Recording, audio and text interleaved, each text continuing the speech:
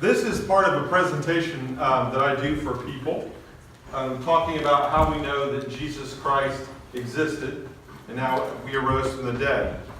In a talk I give before this, I go through and look at all of the sources for the historicity of Jesus' his existence.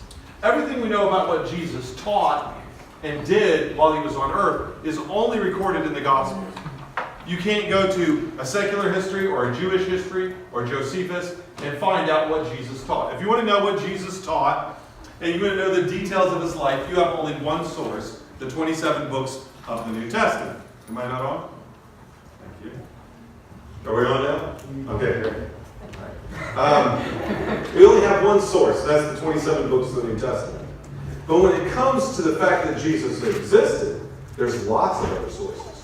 And so in the talk I usually give before this, I go through and I look at all the secular sources. And I look at all the people from the 1st and 2nd century who mention Jesus' followers. And then I look at the Jewish sources, the Talmud. And I look at the Jewish sources and see how they say that Jesus existed. Now they say he was possessed by a demon and that's how he did the miracles. But they said he existed and did miracles. And then we look at the 2nd century Christian, what we call the early church fathers.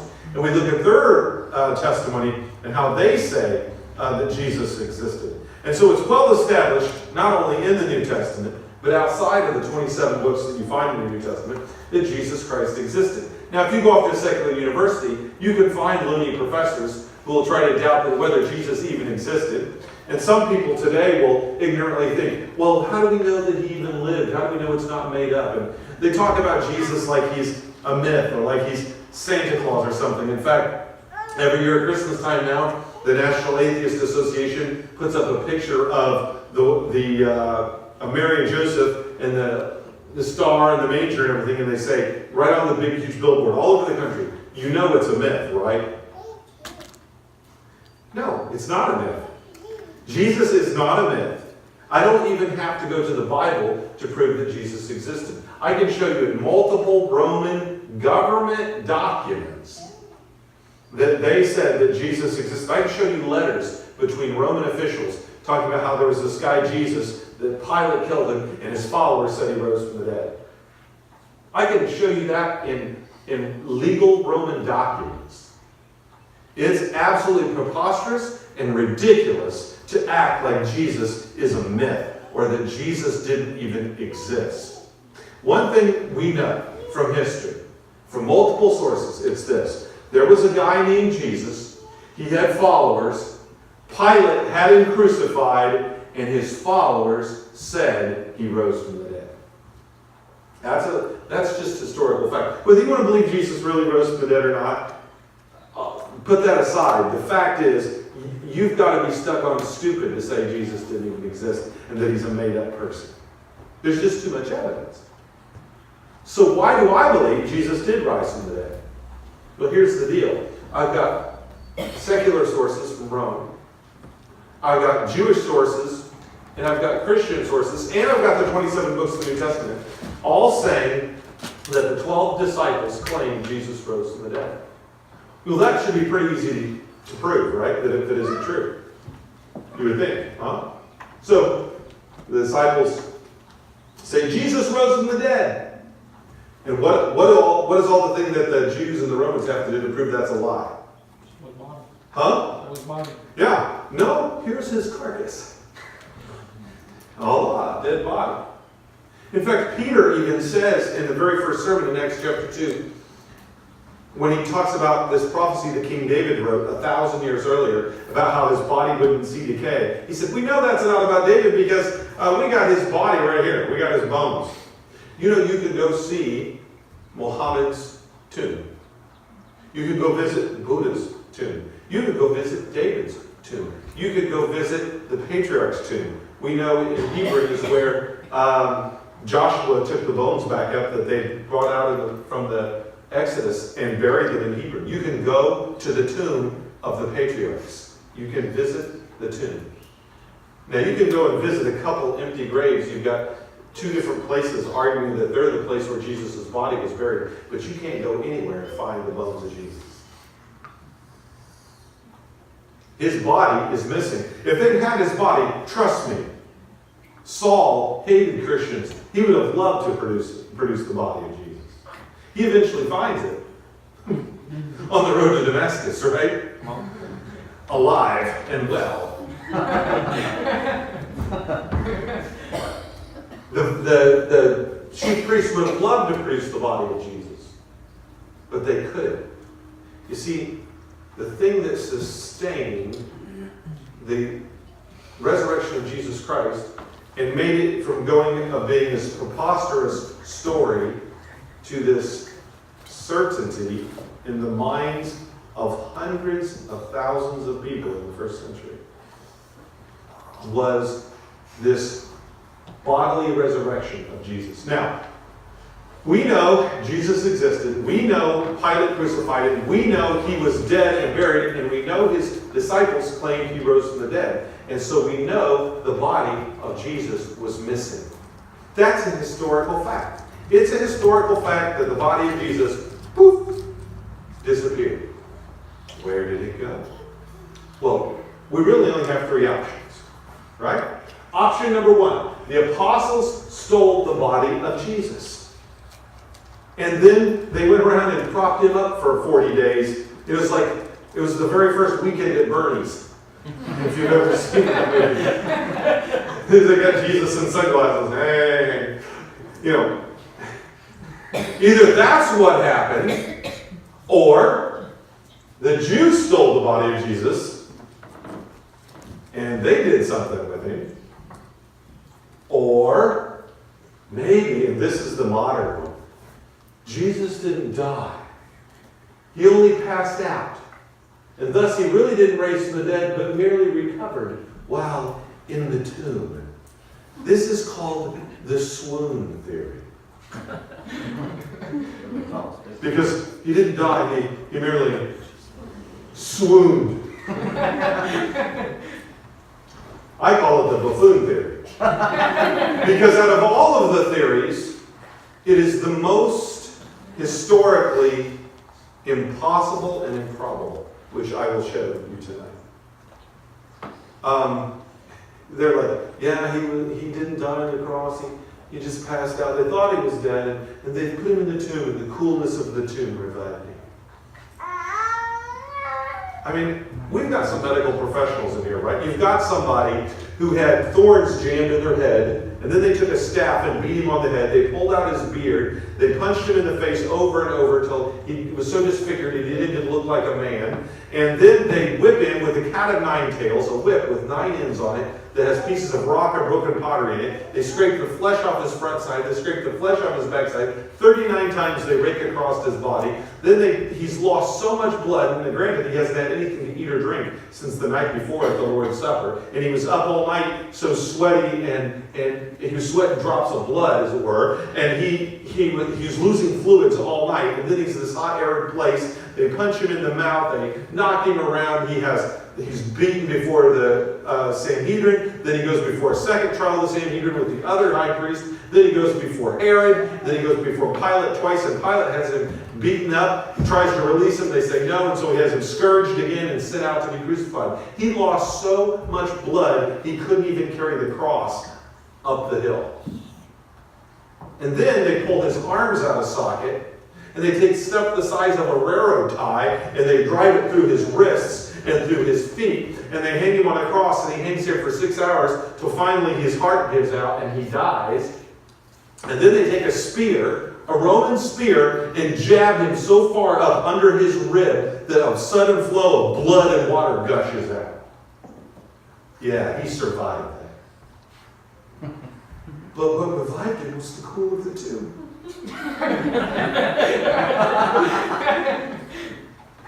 Doctor, they're bringing him in the emergency room. He's had multiple contusions to the head. He's been beat up. He's been pierced through his hands and his feet. He's bleeding out his wrists, where you cut yourself if you want to die. He's had his feet bleeding out. He's had a spear stuck in his side. Blood and water has gushed out. And now we have no pulse. What should we do? hurry, rush him to a cool room. Let's put him in the morgue. He's sure to recover. Look, we put dead bodies in cold rooms all the time. Anyway, don't get me started. The tomb is empty. What happened to the body of Jesus? And of course, the other option is, Jesus rose from the dead. And he is the Messiah. So let's investigate these three. I think I got to point it that way. Yeah. Pray. Oh. Hey. Okay, there's sort of, and then it won't. There we go. So, if Jesus' disciples told it, how did they get past the guard? Okay? So I want you to read with me from Matthew 27. Sir, they said, we remember while he was still alive, that deceiver said, after 3 days I'll rise again. Now this is the chief priest talking to Pilate. Notice Jesus didn't just make this prediction over and over and over again to his disciples alone. He did it publicly in the temple, told everybody. Look, I'm going to be handed over by the chief priests to the Romans. They're going to crucify me. And on the third day I'm going to rise again. And so they said, look, this deceiver said after 3 days I'll rise again. So give the order for the tomb to be made secure until the third day. Otherwise his disciples may come and steal the body and tell people he's been raised from the dead. This last deception will be worse than the first. Take a guard, Pilate answered. Go make the tomb as secure as you know how. So they went and made the tomb as secure by putting a seal on the stone and posting a guard. Notice he didn't say, use some of your guards. Use some of your Jewish soldiers. What did he say? Take a guard. Take some of my Roman soldiers, the special elite forces, and guard this tomb. Put a seal on it. Now, I don't know what that... I think it was probably a little bit more than just a yellow plastic ribbon that says, centurion line, do not cross. They would put some sort of thing that bound the door shut. I don't know, rope, leather, I don't know. But they sealed the door. And then they posted a guard. Why did Pilate not want the body of Jesus to disappear and for him to stay dead? Why did Pilate agree to kill Jesus? 3 times he said he was innocent and hadn't done anything worthy of death. Why did he finally give him over to be crucified? Because the Jews had said, look, if you don't crucify him, we're going to go tell Caesar that another guy was claiming to be king and you did nothing about it. Herod killed Jesus for one reason: to save his own neck. He was a Roman governor. There was nobody higher up than him. He could do anything he wanted, except when it came to Caesar. And Caesar, if he found out or he got a whiff that there was somebody else trying to supplant his authority and Pilate didn't do anything about it, he would just have Pilate killed and replaced. Not only could he lose his job and lose his position of authority, he was one of the 11 most powerful men in the world. There were 10 provinces, and he led one of the 10 provinces. He only answered to one man, Caesar. And he could lose this position of power and wealth and authority. And he didn't want to. And so he had Jesus killed. And we'll see a little bit later, he even makes sure, after Jesus dies, he says to the centurion, all right, the centurion sitting where he's dead, he said, bring him in here. He made the centurion come before him and swear he was dead. Pilate had a vested interest in Jesus being and staying dead. And that's why he said, okay, yeah, if we don't want that, that's the last thing I need is somebody claiming to raise from the dead and that getting back to Caesar. Caesar's going to be mad at me. So he said, yeah, take some guards. Make it as secure as you know how. So they used, the best first century technology that they had, which was a bunch of tough guys with swords and a seal on the door. And you want me to believe that the apostles went and stole the body from those guys?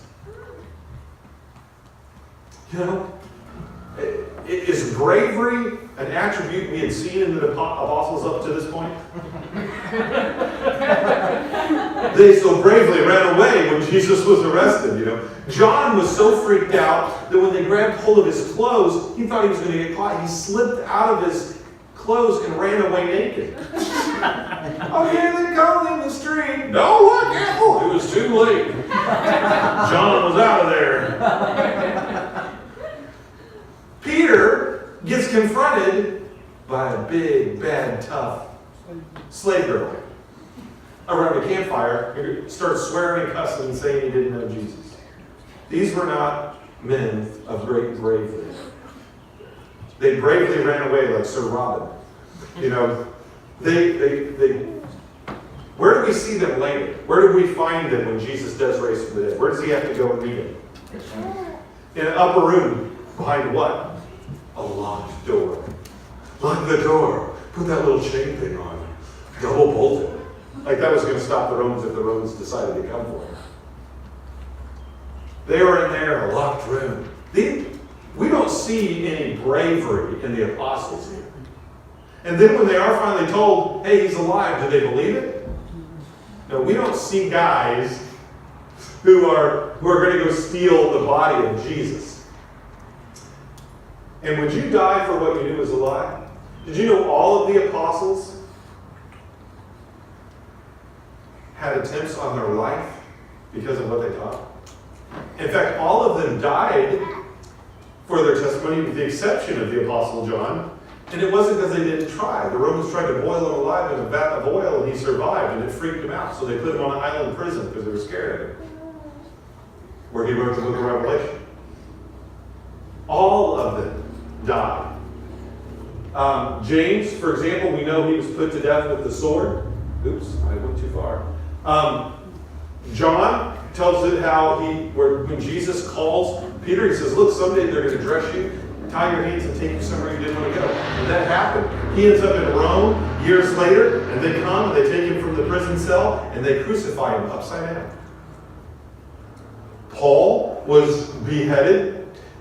They end up going all over. Some of them go as far as India. Some of them go as far as Ethiopia. Some of them go up into the Baltics into Europe and what's up towards modern day Russia. And they die. Some of them are tied to horses and pulled apart in 4 different directions. Some of them are cut in half. Some of them are stabbed with a spear. One of them was thrown off of a tall building to his death.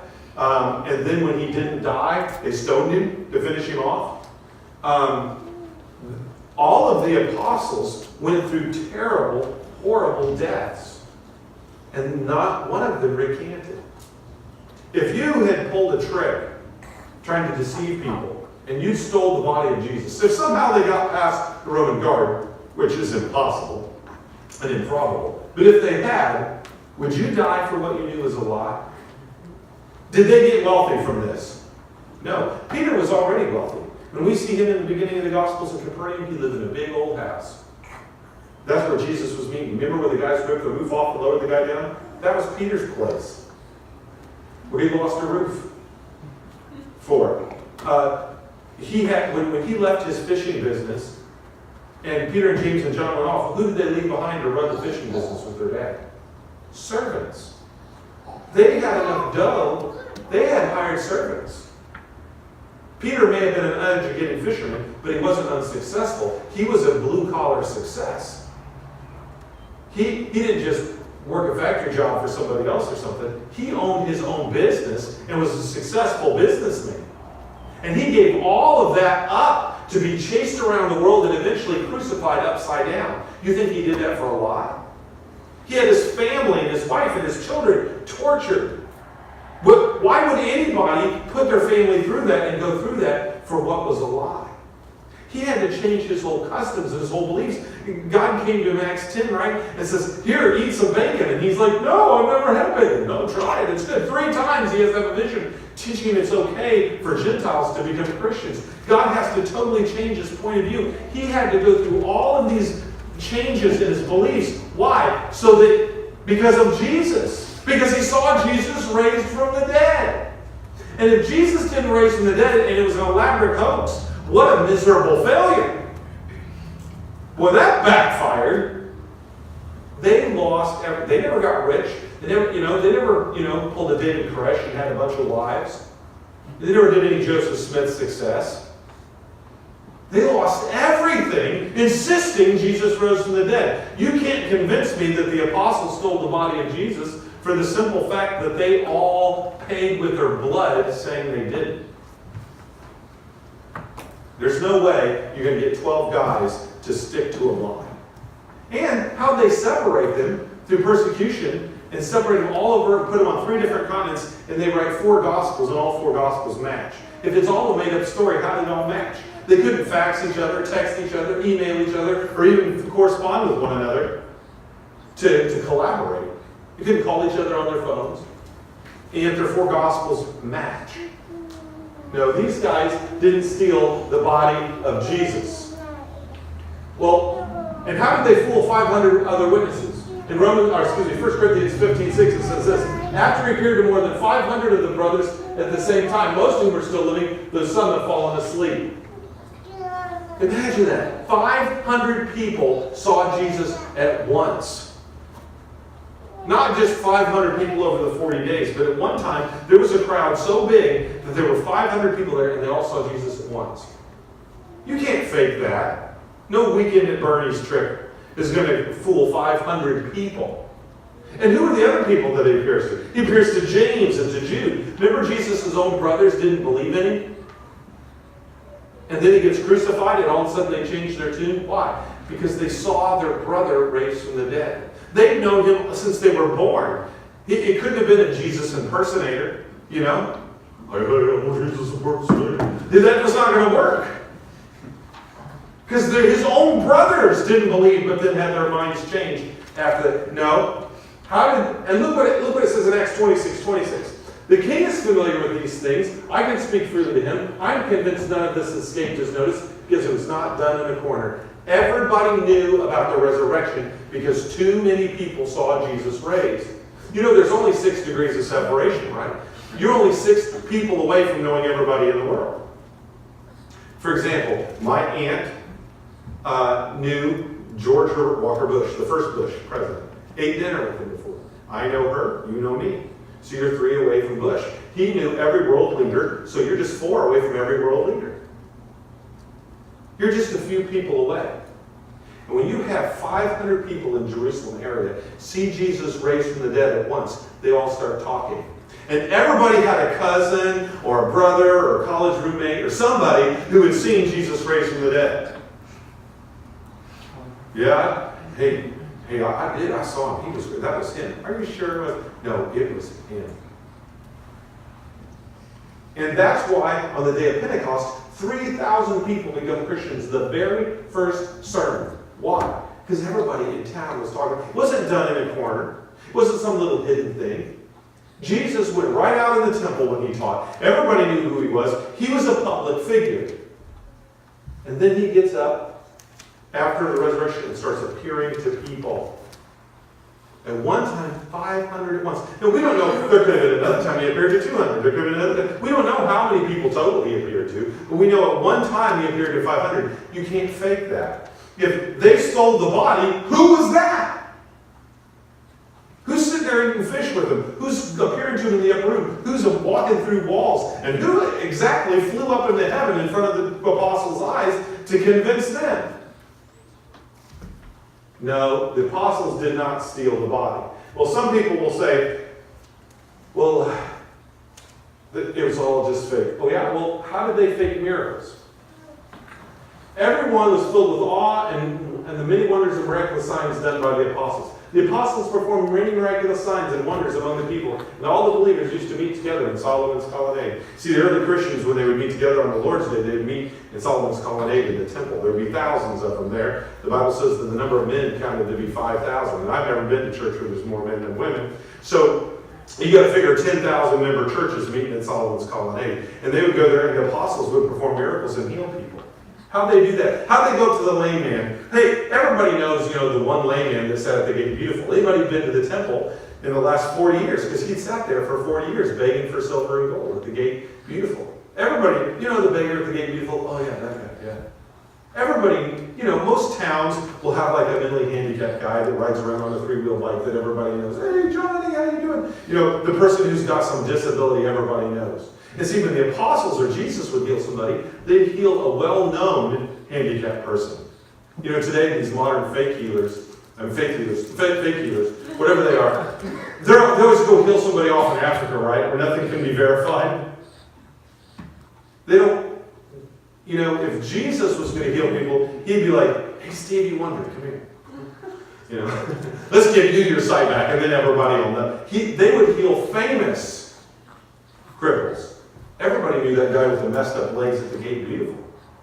And now they see that same dude running through Solomon's colonnade, jumping, leaping, praising God. How did the apostles pull that off? If it was all fake and they stole the body of Jesus, how do you explain the many multitudes of miracles that also convinced people? You don't have any explanation for the miracles of the apostles. Not to mention you don't have any explanation for the apostle Paul. You can't explain to me how Saul, who hated Christians, who went around killing Christians, is going up to Damascus to arrest and kill more Christians, all of a sudden has a change of heart. If he didn't see a resurrected Jesus, what in the world happened to Saul? You can't explain the miraculous events that surround the lives of the apostles if the apostles just stole the body of Jesus. Obviously they didn't. And then what some people say was, well, the apostles just hallucinated. Yes, it's true. They did go to their deaths, insisting he rose from the dead. But that's because they hallucinated. You see, they were so sad and distraught about Jesus dying. They just wanted it to be true so bad that they dreamed it and imagined it. Jesus had predicted to them multiple times he was going to raise from the dead. So they were kind of expecting it. And so after he died, they just imagined it. They just dreamed it up. Well, is that what the historical record shows? When they heard Jesus was alive and that she had seen him, this is when Mary came and told them, they did not believe it. Afterward, Jesus appeared in a different form to two of them while they were walking in the country. These returned and reported to the rest, and they didn't believe them either. So they had 4 witnesses show up at the door and say, guys, Jesus is alive. And then Peter and John, curious little buggers that they were, ran to the tomb, looked in the tomb, saw the grave clothes folded up there, saw the strips of linen laying on the ground, and like, yep, it's empty. They had an empty tomb and 4 eyewitnesses, and they still didn't believe. Does that sound like guys predisposed to the idea that Jesus is raised from the dead, and they just hallucinated and saw it?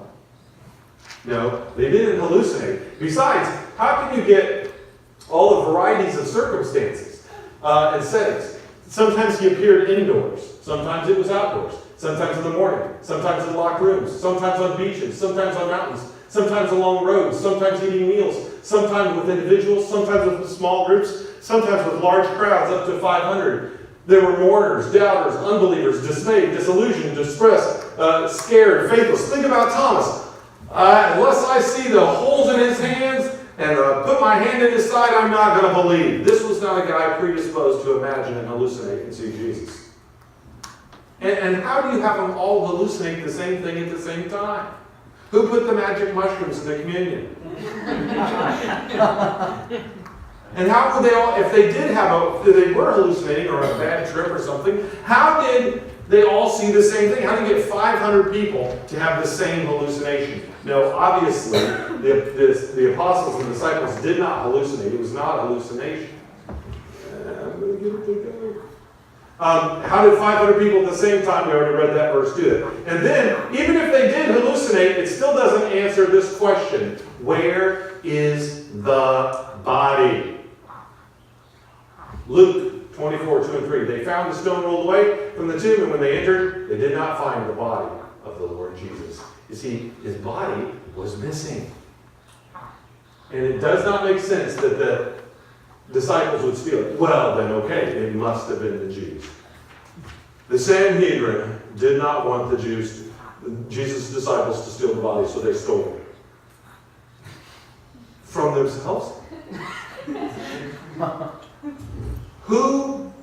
Whose tomb was Jesus buried in? Joseph of Arimathea. I don't know why when I say his name I feel like I should have a British accent.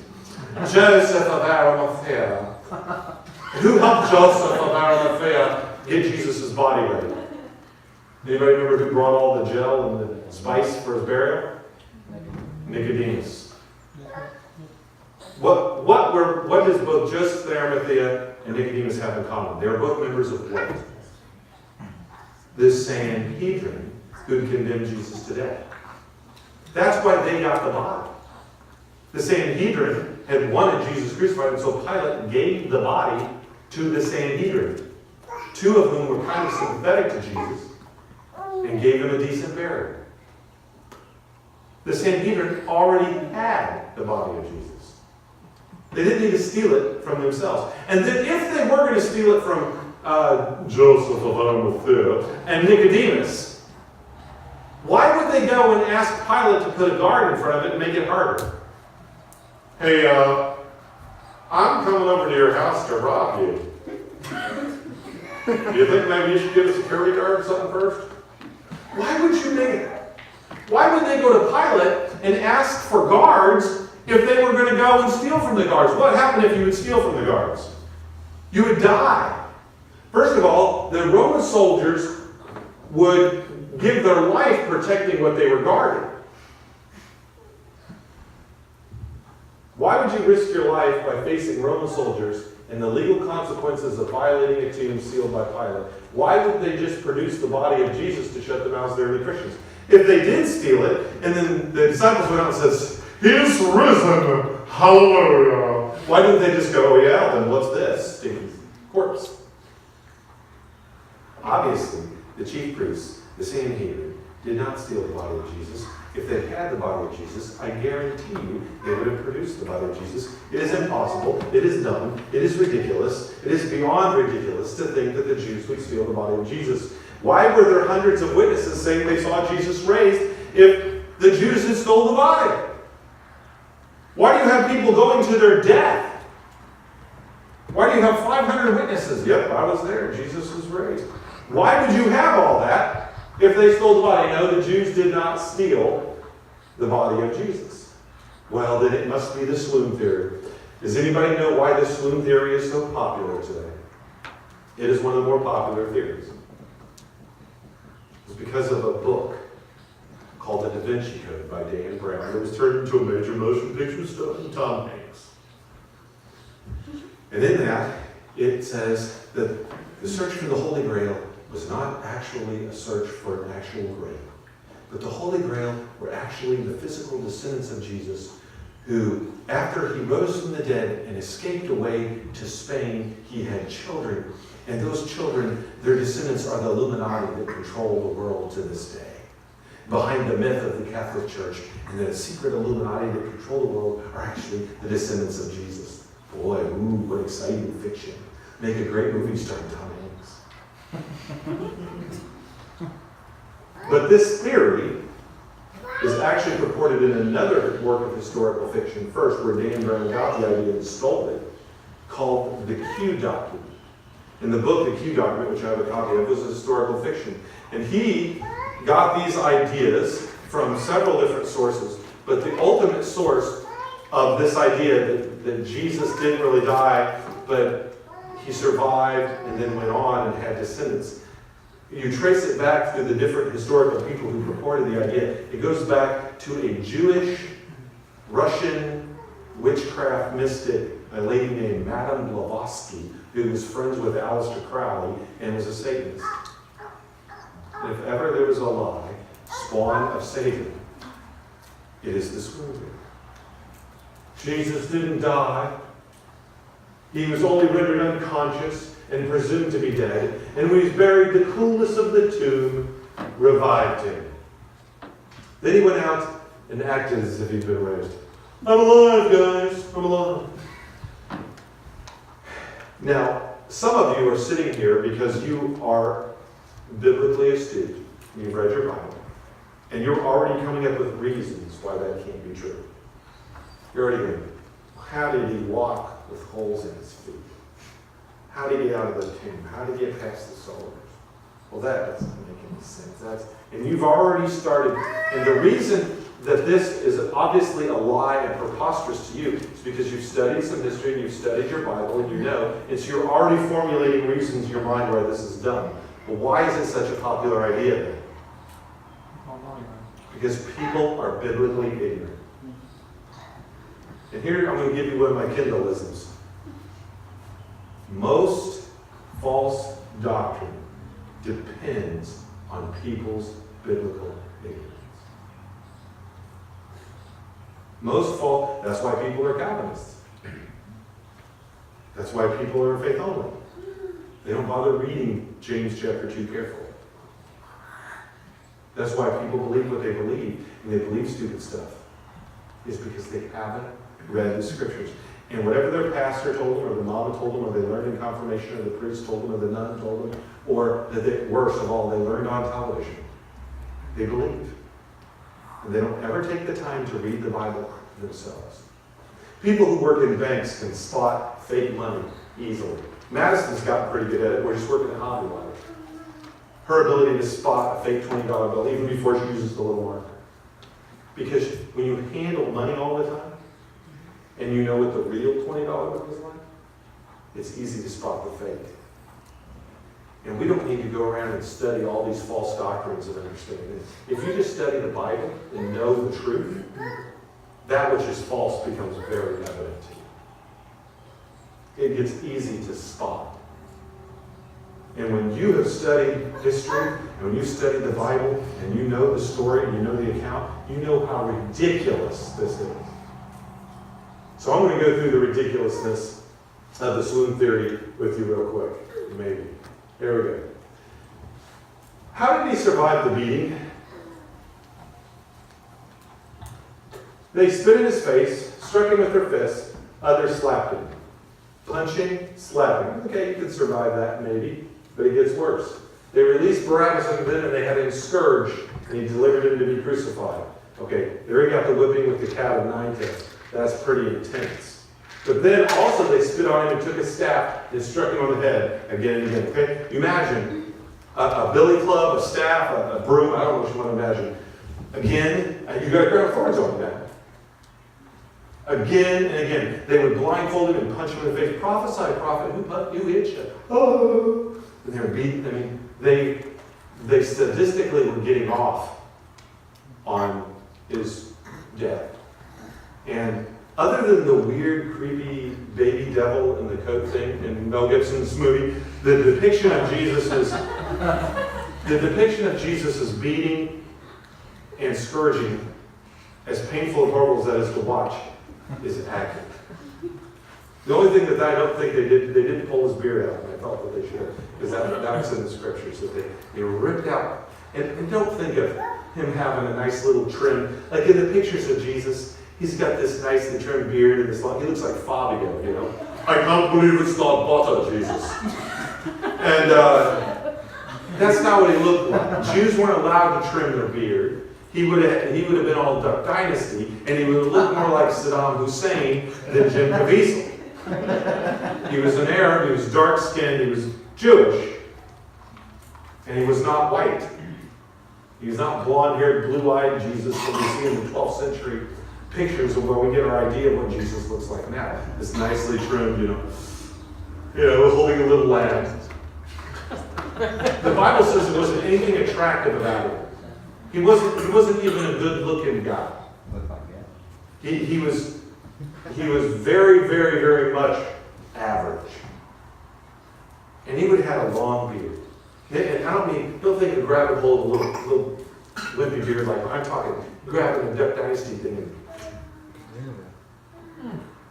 He was messed up.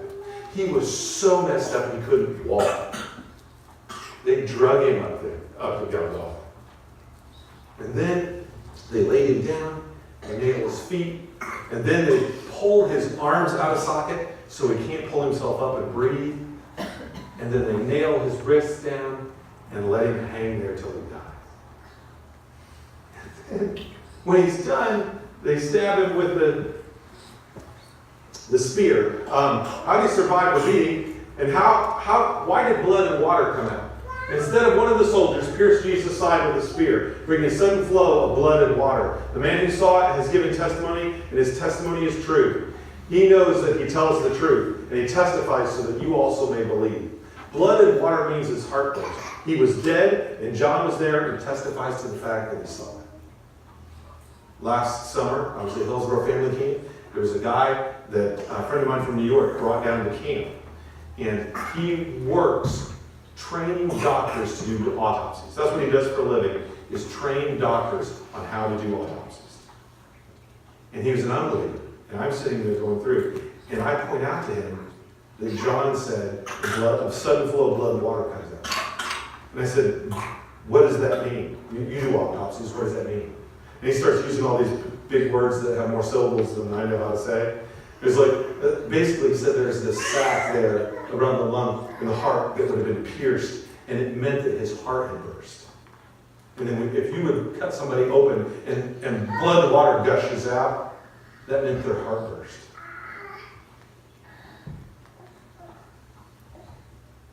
Jesus was dead. That was enough to convince the centurion, right? Because he had orders to break Jesus' legs. The Jews wanted all of them off the cross and buried by 6 o'clock when the Sabbath started.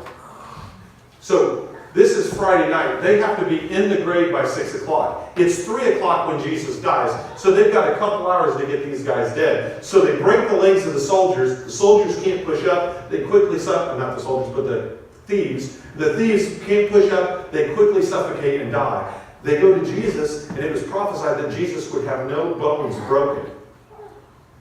And so they were going to break his bones. And like, I think he's dead. Give me my spear. And they jabbed the blood and water. Yeah, he's dead. Don't bother breaking his legs. And Jesus was taken down off the cross, and he was pronounced dead by a professional executioner. What would happen to the centurion if Jesus didn't die? The centurion would die. What would happen to Pilate if Pilate didn't go through with killing him? Pilate would be concerned he would die. Don't tell me that Jesus survived. He didn't. Professional executioner says he's dead. Why? Because blood and water came out. And that's what we see. Look what happens. When they came to Jesus and found he was already dead, they did not break his legs. Pilate was surprised to hear he was already dead. Somebody in the centurion asked him if Jesus had already died, and when he learned from the centurion that it was so, he gave the body to Joseph of Arimathea. Notice, he hears it. They send him word, hey, go tell Pilate he's dead. Pilate goes, oh yeah? Bring the centurion in. Centurion comes in. Yeah, boss? Is he really dead? Yeah. Are you sure? Yeah.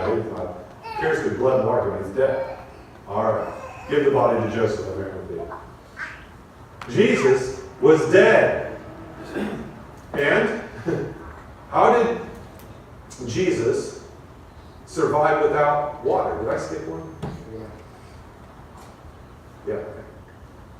How did he survive without water? They offered Jesus wine to drink mixed with gall, and after tasting it, he refused to drink it.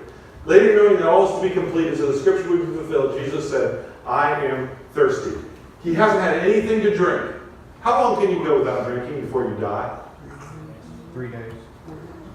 How long was he dead? He didn't have anything to drink of substance except the one little suck on a sponge from Thursday night to Sunday morning. No, that's impossible. Especially, have you ever given blood before? What's the first thing they do after you give blood? What do you have to do? Drink some juice and have a cookie. Why? Because you're dehydrated. Because now you got a pint of blood to make up. You need your blood sugar brought back up, and you need liquids. Jesus had been sweating drops of blood all night. Jesus bled all day. And Jesus hung on the cross and he was thirsty, and then he doesn't have anything to drink. Thursday to Friday night. Friday night to Saturday night. Saturday night to Sunday morning. And you expect me to believe that he survived that beating without a thing to drink? That's ridiculous. And how did he breathe while mummified? And you're like, mummified? Why do we speak English in America? Huh? Why do we speak English in the United States of America? Because we're Americans. Well, no, but why do we speak English, seriously? Why don't we speak Spanish or French or German? Why do we speak English? Because the first people to settle this country were from anyone? England. Okay, so they spoke English. The people who started the 13 original colonies spoke English. And so as they came across the country, they brought with them their customs. We have our Constitution, we have our laws, but they mostly come from common law and from things that we see in England, like the Magna Carta. It was a precursor of our own Constitution. Those kind of ideas. Why do we uniquely have those things? Because the ancestors that started this country were English. And so there are things from England that were brought over here and are part of our culture to this day. It's been over 200 years since they controlled our country, and yet we still have their language and their customs. Right? So how long were the Jews in Egypt? 400 years. You think they picked up any of their customs? Did you guys know that when a Jew died, that the Jewish burial practice involved wrapping you up like a mummy? They would use strips of linen and wrap them up. Now, I don't want you to think of these 1930s and 40s Universal horror movie mummies, okay? You know, where their arms and their hands are wrapped separately? No. They would wrap them up. They would take the body, they would start at the feet, and they would wrap all the way up to the neck. Then they would put one cloth on the face, and then they would wrap that. Then they go back to the feet and wrap again and again and again until they were like in a cocoon. Look what it says here. He was accompanied by Nicodemus, and the he there is Joseph of Arimathea, was accompanied by Nicodemus, and the man who early had visited Jesus at night. Nicodemus brought a mixture of myrrh and aloes. You know, like aloe vera. You ever use aloe? The sticky gel stuff out of a cactus, right? And taking Jesus' body, the two of them wrapped it with spices and strips of linen. This was in accordance with Jewish burial customs. And we know from other history and from Josephus exactly what the Jewish burial custom was. It's the same thing that we see happen with Lazarus. The Jewish burial custom. Well, here's what they would do. They would take strips of linen, thin linen, and they would dip it in this aloe and myrrh mixture. So they would take a bunch of aloe vera, and they would take a bunch of myrrh, and they'd stir it up until it's like this glue. And then they would, a liquid, and then they would run the strips of linen through it and wrap the body. And then, have you ever put aloe on your skin and it cools? Like if you have a burn, you put aloe on. It's like alcohol. If you take rubbing alcohol and put it on your skin, does it feel cool real quick? Why? Because it evaporates quicker than water.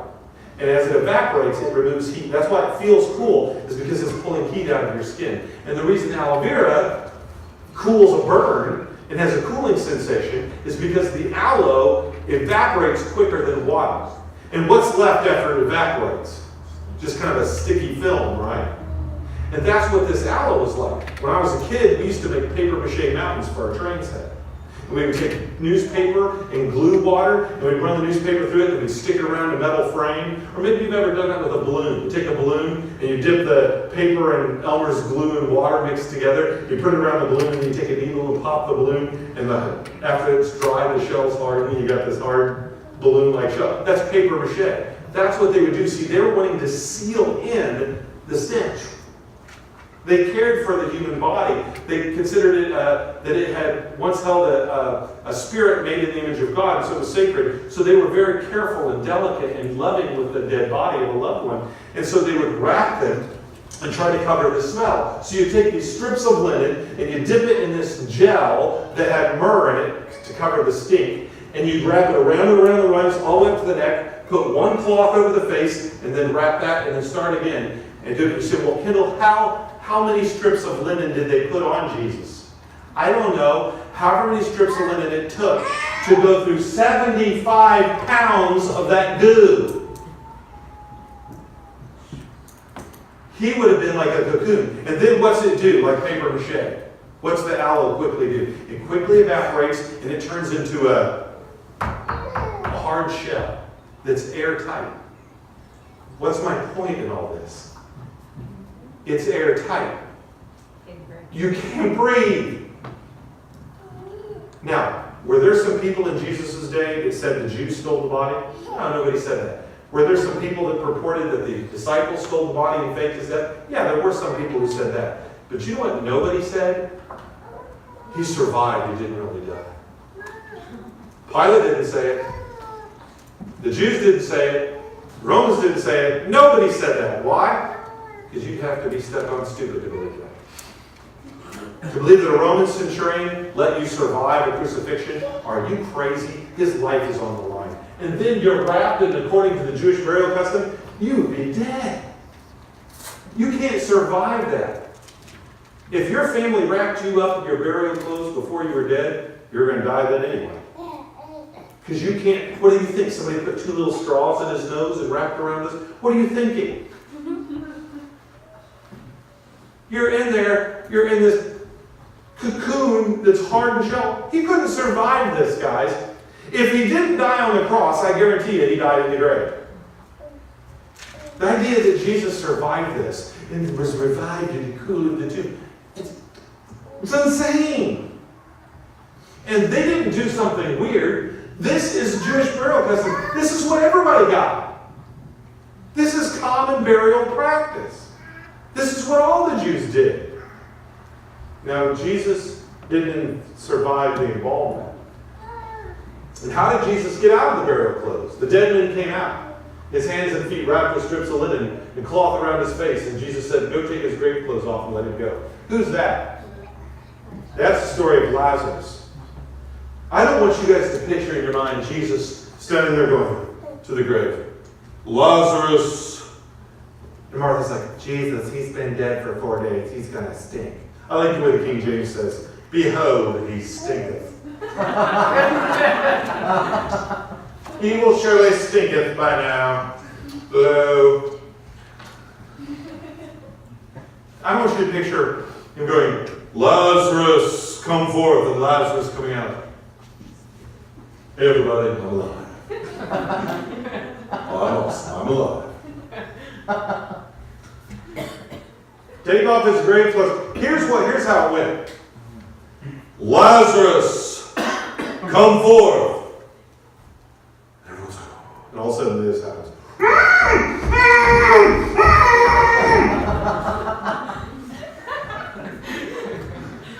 They had to cut him out. Luckily they had a pocket knife or something, because they had to cut. How did Jesus get out of his burial clothes? Did they put 2 straws for him to breathe with and a little pocket knife? Here you go, it's a Kershaw. I'm going to get you out. How did Jesus get out of the burial clothes? And this isn't just a thin little layer. This is wrapped and wrapped and wrapped. 75 pounds of aloe and myrrh wrapped. Strips of linen.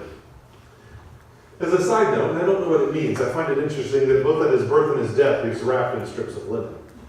Luke 24:12. Peter, however, got up and ran to the tomb. Bending over, he saw the strips of linen lying by themselves, and he went away wondering to himself what had happened. Another gospel says they were folded. They turned to a hard shell. How did that happen? That's a miracle in and of itself. And if you cut yourself out of your burial clothes, or roll yourself out, I don't know how you got it. And you've got holes in your hands and holes in your feet. You go, before I go, I guess I'll fold these.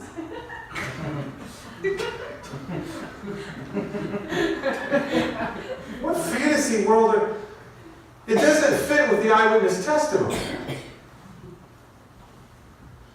Jesus got out of the burial clothes. How? And how did he walk? Oops. So the other disciples told him, we've seen the Lord. But he said, unless I see the nail marks in his hands, put my fingers where the nails were, put my hand in his side, I will not believe it. A week later, his disciples were in the house again, and Thomas was with him. Though the doors were locked, Jesus came and stood among them. And by the way, how did Jesus do that? Did Jesus learn to pick locks while he was in the canvas of the tomb? Does laying in the cool tomb teach you how to pick locks? Anyway, he walks through the walls, he's in the room with them, and he says, here, peace to you. Put your finger here in my hands. Reach out, put your hand in my side, right here. See? It's me. It's not somebody else. It's not a Jesus impersonator. Here's the holes to prove it. I was dead. Now I'm alive. And Thomas falls down at his feet and worships him. He says, my Lord and my God. Because Jesus rose from the dead. How did he walk? Let me ask you, if I put a rubber spike between the bones of your feet tonight, would you be walking in 3 days? No. No. If you had holes in your hands, would you be pushing big stones open that took 4 or 5 people to push open? No. How did he walk? How did he move that large rock? Now, I don't want you to think that in front of Jesus' tomb there was this big round boulder that he could just because he's super Jesus, push out. With holes in his hands and his feet, move a big rock that 3 women said, how are we going to move that rock? 3 women didn't think they could move. Now, I want you to understand, and you can go Google this and look it up, but these rocks were more like a millstone than a round boulder. They were like a big round, no, they would have been thick, but they would have been round and carved flat on the sides, and they would be in a track. And the track would actually go uphill. Gravity would pull that round door down and cover the hole. And so if you wanted to open it up and put somebody in, you had to get multiple people to push it up and then put a little block in the rail to hold the door open so you could go in and out. And then when you were done, you'd remove the block, and the gravity would roll the door back into its place and keep grave robbers. You couldn't just get in a tomb easy, one guy. It took several people. And this one was sealed on the outside somehow. So Jesus couldn't just push the door open. In fact, the door could only be opened from the outside. If you had the misfortune of being sealed in a tomb, you weren't getting out. Because all there was a flat surface. There wasn't like a thing you could roll from the inside. There was, 3 little things like a bowling ball. It doesn't work that way. You had to open it from the outside, and it took multiple guys to do it. Unless you're an angel, and you cause a big earthquake and push it up out of the way and then go sit on it. Which is what the Bible says. How did he move that rock? They asked each other, who rolled away the stone from the tomb? But when they looked up, they saw that the stone, which was very large, had been rolled away. How did he defeat the guards? Take the guard pilot, asked them, go make the tomb as secure as you know how. So they went, made the tomb secure. Now, what would happen to a Roman soldier who lost what he was guarding? He did. He would be put to death. You remember the time that Peter got arrested? And he got put in jail, and an angel came to him in the middle of the night and let him out of jail, past everybody. And he didn't know whether it was a dream or real. And when he got outside, he was like, wait a second, the angels disappeared. He's like, wait, this is real?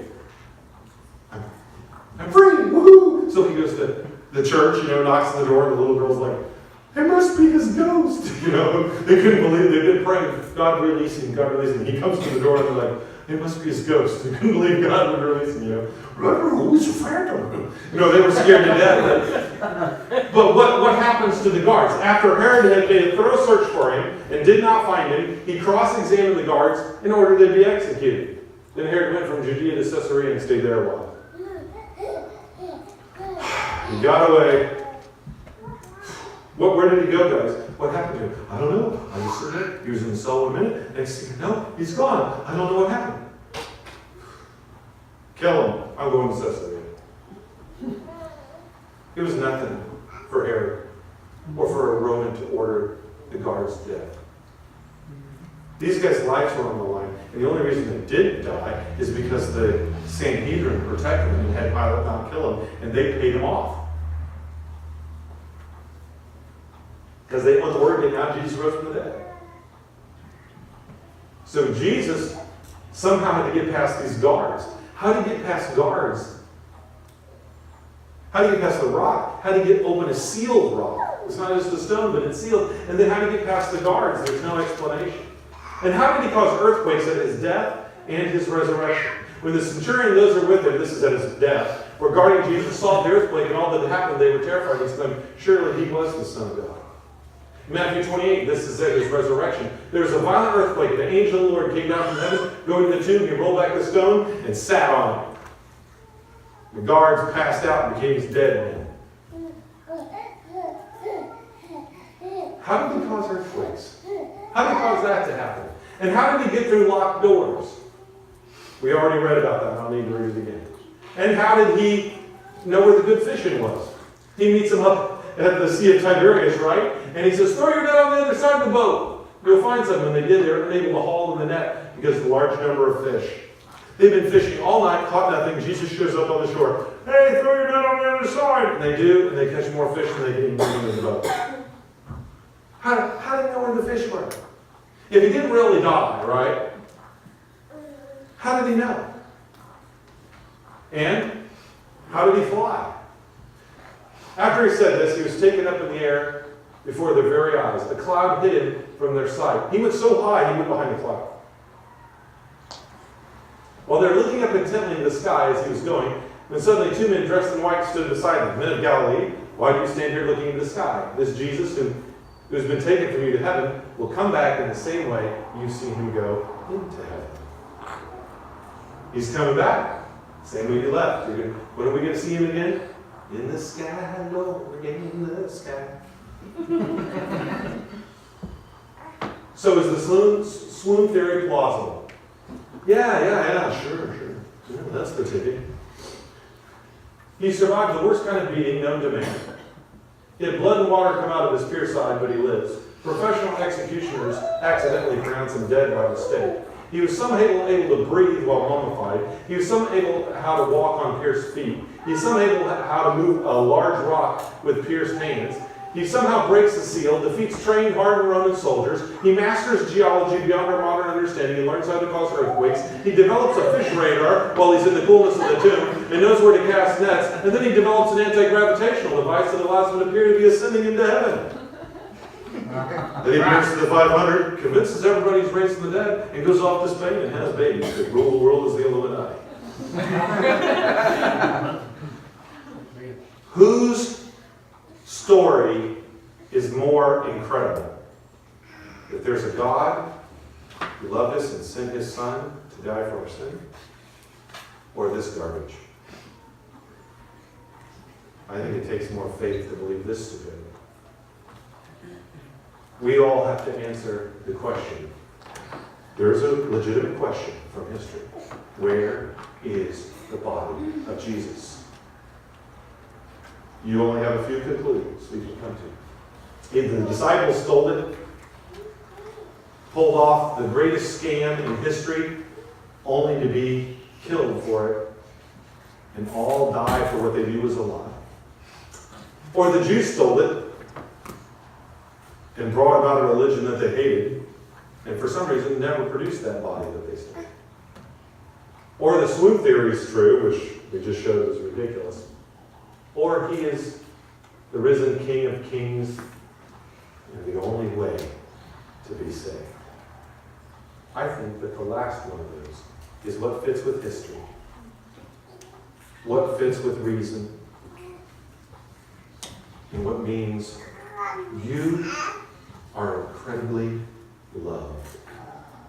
That God would give his Son to die for your sins and rise again just so you could be saved from all of the dirty, selfish, evil things that you have done in life. I think the most probable answer is God loves you and wants to save you. And that we serve a God who can raise from the dead. Now I ask the question, what happened to the body of Jesus?